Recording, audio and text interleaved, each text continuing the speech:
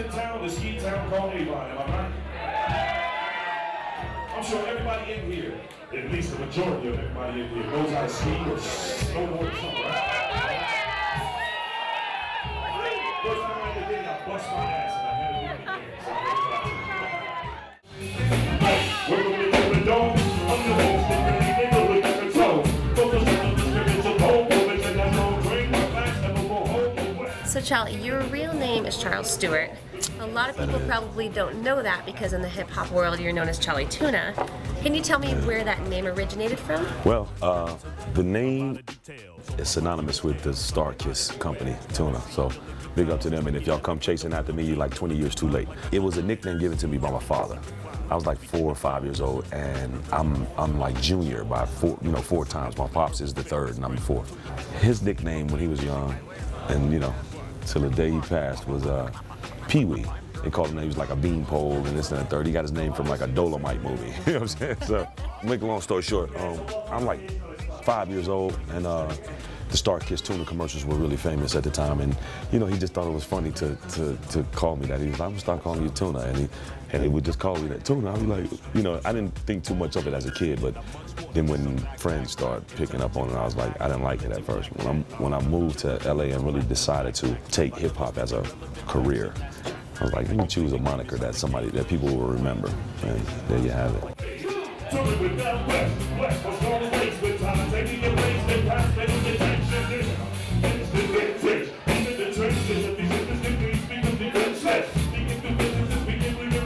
There are a lot of rappers out there, but you definitely have a really specific style. How would you describe your style? Percussive. You know what I'm saying? I speak percussive is how I look at it. After spending a lot of time with Ozomatli and being a lover of dancehall music and a lover of poetry, a trip to Cuba made me see how important one piece of percussion is to the whole ensemble, right? So I was taught by this guy how to play clave. And in playing clave, he made me see how these two simplistic sticks were the glue that held everybody on time. And I didn't understand that at first. And he showed me, he was like, okay, it was a band there, and he was like, we're gonna play a number. And they start playing this tune, and he's playing the 2-3 clave, and everybody's like, locked in sync. He's like, looking at me, he's like, every time I do my hair like this, I'm gonna switch it up, and it's gonna mess them up, watch. I was like, all right, cool. And he did it, and he'd switch it to 3-2, and everybody look at him like, I thought that was amazing. I was like, it was just 2 sticks. How did you? Everybody's blowing horns and playing pianos, and so I was like, okay, if I could find ways to dance around that rhythm and be like the backbone of what's happening as well as the foreground of it, you know what I'm saying? Then I think I'll have a style that's actually my own.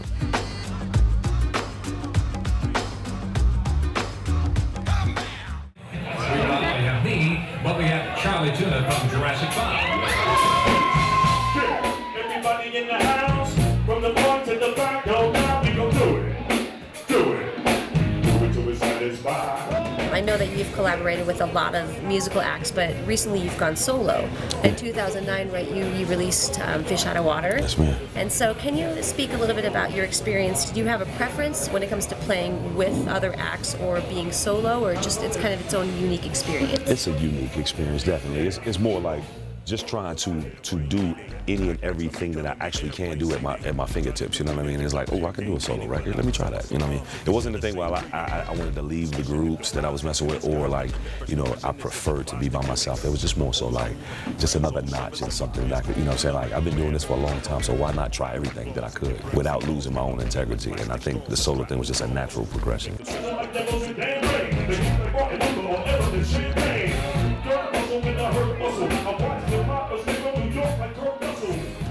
I'm trying to enhance the party. I'm trying to make people feel as though their inhibitions can be let down without having to feel like they're getting judged. I want people to learn something about me, learn something about themselves.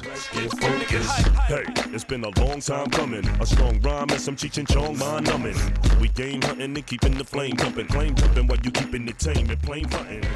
Since you've gone solo, do you feel like that's the direction that your career will continue to take? Well, Jurassic 5 just got back together, and we've been playing shows like for the past like 3 months that have been just baffling to me. So, you know, it's not, I'm baffling in a good way, not a bad way at all. It's amazing, you know. I just want to continue to take advantage of the opportunities that are in front of me. From a God-fearing standpoint, these things are gifts. I didn't know none of this stuff was going to be like as popular as it is.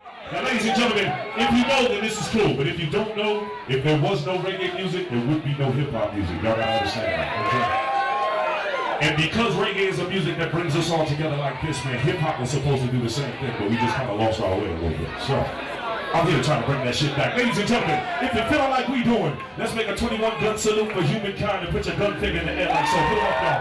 Put 'em up.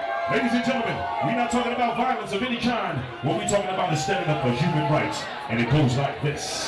More fire. The fire is for the purification. You want to know something? Sing it out like